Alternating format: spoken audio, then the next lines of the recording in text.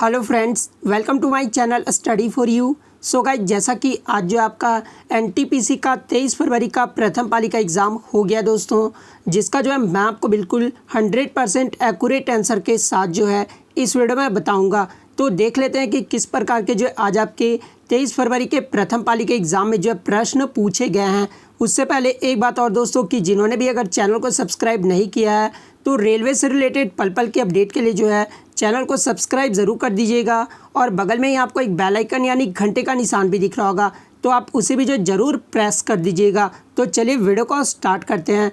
तो आज का जो आपका पहला क्वेश्चन आया था कि प्रार्थना समाज की स्थापना ये जो है किसने की थी। तो देखिए, प्रार्थना समाज की जो स्थापना है ना, ये आत्माराम पांडुरंग के द्वारा किया गया था। तो आत्माराम पांडुरंग आपका यहाँ पे करेक्ट आंसर हो जाएगा। बात कर ले प्रार्थना समाज की स्थापना आत्माराम पांडुरंग ने कब की थी, तो ये 31 मार्च 1867 को किए थे। तो ये भी आपको याद रखना है।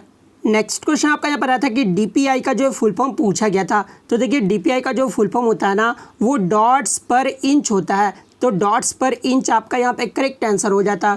नेक्स्ट क्वेश्चन आपका यहाँ पर आया था कि घूमल ये जो किस राज्य का लोक नृत्य है। तो बहुत बच्चे कंफ्यूज हो जाते हैं, जैसे एक घूमर होता है, ठीक है। तो देखिए, ये जो घूमल है ना, ये आपका जम्मू कश्मीर राज्य का लोक नृत्य है। और ये जो घूमर है ये कहाँ का है, तो ये राजस्थान का है। तो जम्मू कश्मीर आपका यहाँ पे करेक्ट आंसर हो जाएगा। यहाँ पे जो आपका घूमर नहीं पूछा गया था, घूमल पूछा गया था, इसलिए जम्मू कश्मीर आपका करेक्ट आंसर होगा।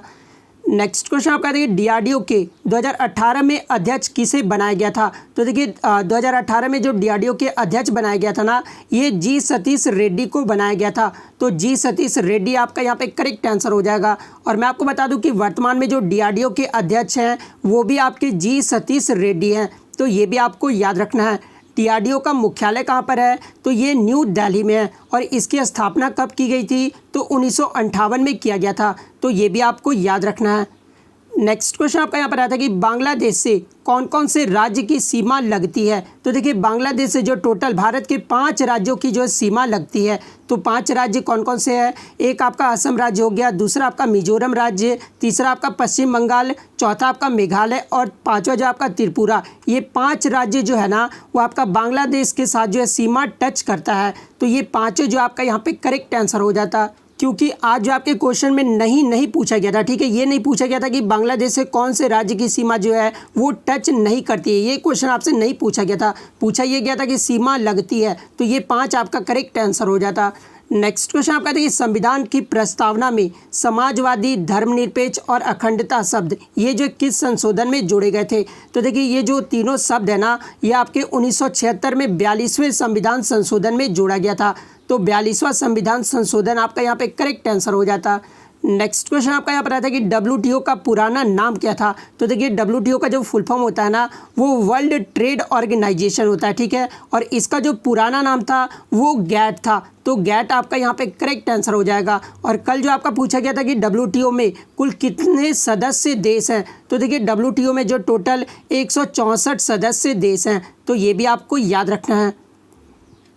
नेक्स्ट क्वेश्चन आपका देखिए, लैन का जो है क्या कार्य होता है। तो देखिए, लैन का जो फुल फॉर्म होता है ना, वो लोकल एरिया नेटवर्क होता है। और इसका जो मुख्य कार्य होता है ना, वो आपका देखिए, इसका उपयोग जो एक छोटे क्षेत्र के लिए किया जाता है। यानी इसका इस्तेमाल एक लोकल एरिया में जितने भी नेटवर्क्स होते हैं ना, उन्हें कनेक्ट करने के लिए जो है किया जाता है। तो ये जो आपका यहाँ पे करेक्ट आंसर हो जाता है। और यही जो आपका ऑप्शन में दिया हुआ था। नेक्स्ट क्वेश्चन आपका यहाँ पर आता है कि नागरहोल अभयारण्य ये जो किस राज्य में है। तो देखिए, ये जो नागरहोल अभयारण्य है ना, ये आपका कर्नाटक राज्य में है। तो कर्नाटक आपका यहाँ पे करेक्ट आंसर हो जाता। नेक्स्ट क्वेश्चन आपका आता है कि 2021 का पैरा ओलंपिक ग्रीष्मकालीन कहाँ पर खेला जाएगा। तो देखिए, ये जो 2021 का पैरा ओलंपिक ग्रीष्मकालीन ओलंपिक है ना, ये 2020 में ही खेला जाना था। लेकिन जो है आपका कोरोना वायरस के चलते जो ये आपका पोस्टपोन करके जो है 2021 में किया गया था। और ये जो है कहाँ पर खेला जाएगा, तो ये टोक्यो जापान में खेला जाएगा। तो टोक्यो जो है आपका यहाँ पे करेक्ट आंसर हो जाता। नेक्स्ट क्वेश्चन आपका यहाँ पर आया था कि भारतीय संविधान में विधि का शासन का विचार जो ये कहाँ से लिया गया है। यानी रूल ऑफ लॉ जो ये किस कहाँ के देश के संविधान से लिया गया है। तो देखिए, ये जो रूल ऑफ लॉ है ना, ये आपका ब्रिटेन के संविधान से लिया गया है। तो ब्रिटेन आपका यहाँ पे करेक्ट आंसर हो जाता। नेक्स्ट क्वेश्चन आपका यहाँ पर आया था कि यूरोपीय महाद्वीप में क्षेत्रफल की दृष्टि से सबसे बड़ा देश कौन सा है? तो देखिए यूरोपीय महाद्वीप में क्षेत्रफल की दृष्टि से जो जब सबसे बड़ा देश है ना वो आपका रूस है। तो रूस जो आपका यहाँ पे करेक्ट आंसर हो जाएगा। और यदि एग्जाम में पूछा जाए कि विश्व में क्षेत्रफल की दृष्टि से सबसे बड़ा देश कौन सा है, तो देखिए विश्व में भी जो आपका रूस है, तो ये भी आपको याद रखना है। और भारत जो है कितने नंबर पर है? तो 7वें नंबर पर है, तो ये भी आपको याद रखना है। नेक्स्ट क्वेश्चन आपका है बैंकिंग क्षेत्र में सुधार के लिए कौन सी समिति का गठन किया गया था? तो देखिए बैंकिंग क्षेत्र में सुधार के लिए जो है ना ये नरसिम्हम समिति का जो गठन किया गया था। और ये नरसिम्हम समिति का गठन कब किया गया था? तो 1991 में किया गया था। तो ये भी आपको याद रखना है। तो नरसिम्हम समिति आपका यहाँ पे करेक्ट आंसर हो जाएगा। नेक्स्ट क्वेश्चन आपका देखिए पूर्ण स्वराज की मांग ये जो है कब की गई थी? तो देखिए पूर्ण स्वराज की जो मांग है ना ये आपका 31 दिसंबर 1929 को कांग्रेस के लाहौर अधिवेशन में किया गया था।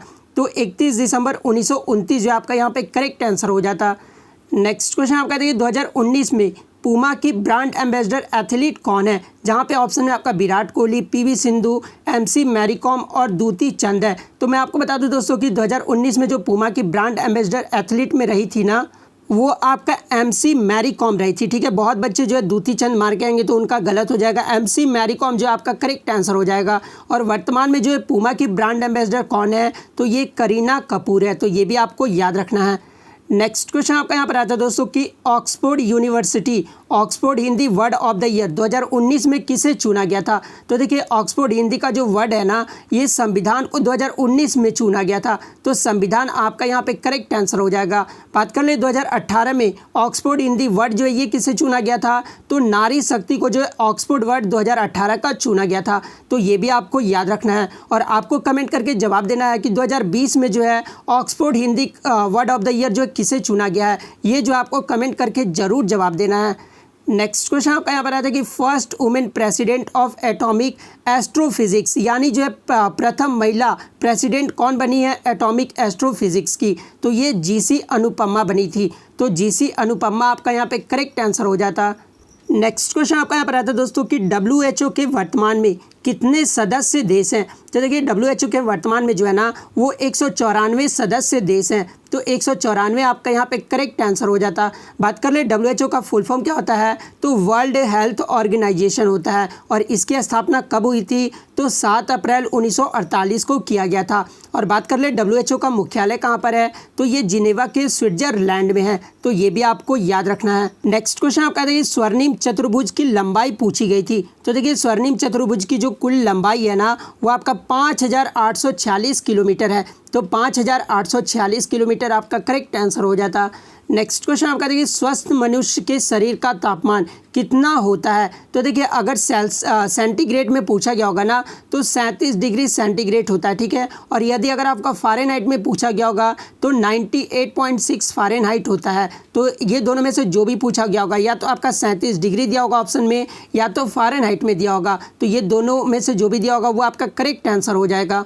नेक्स्ट क्वेश्चन आपका यहाँ पर आता है दोस्तों कि वन नेशनल ह्यूमन बुक के लेखक कौन है? तो देखिए वन नेशन ह्यूमन बुक के जो लेखक है ना ये हारुकी मुराकामी है। तो हारुकी मुराकामी आपका यहाँ पे करेक्ट आंसर हो जाता। नेक्स्ट क्वेश्चन आपका यहाँ पर आता है दोस्तों कि स्वदेशी आंदोलन ये जो है कब शुरू हुआ था? तो देखिए ये जो स्वदेशी आंदोलन है ना ये 1905 में शुरू हुआ था। मैं आपको बता दूं कि 19 जुलाई 1905 ईस्वी को जो है बंगाल विभाजन के निर्णय की घोषणा की गई थी, जिसके परिणाम स्वरूप जो है आपका क्या हुआ था कि 7 अगस्त 1905 को जो है कलकत्ता के टाउन हॉल में स्वदेशी आंदोलन की घोषणा की गई थी। तो 1905 आपका यहाँ पे करेक्ट आंसर हो जाता। नेक्स्ट क्वेश्चन आपका यहाँ बताया था कि हिंदी विधि दर ये जो किसने दिया था? तो देखिए हिंदू विधि दर जो है ना ये प्रोफेसर राज कृष्णा ने दिया था। तो प्रोफेसर राज कृष्णा आपका यहाँ पे करेक्ट आंसर हो जाएगा। नेक्स्ट क्वेश्चन आपका देखिए साक्षरता का अर्थ और परिभाषा पूछा गया था। देखिए क्वेश्चन ये नहीं पूछा गया था, पूछा ये गया था कि 2011 की जो जनगणना हुई थी उसके अकॉर्डिंग जो है साक्षरता का क्या मापदंड रहा था। तो मैं आपको बता दूं कि जो 2011 की जो जनगणना हुई थी ना उसमें जो साक्षरता का मापदंड रहा था उसमें ये रहा था कि भारत में राष्ट्रीय साक्षरता मिशन के अनुसार अगर कोई व्यक्ति अपना नाम लिखने और पढ़ने की योग्यता हासिल कर लेता है तो उसे जो वो साक्षर माना जाता है। तो ये जो है मापदंड रहा था, तो यही जो है आपका यहाँ पे करेक्ट आंसर हो जाता।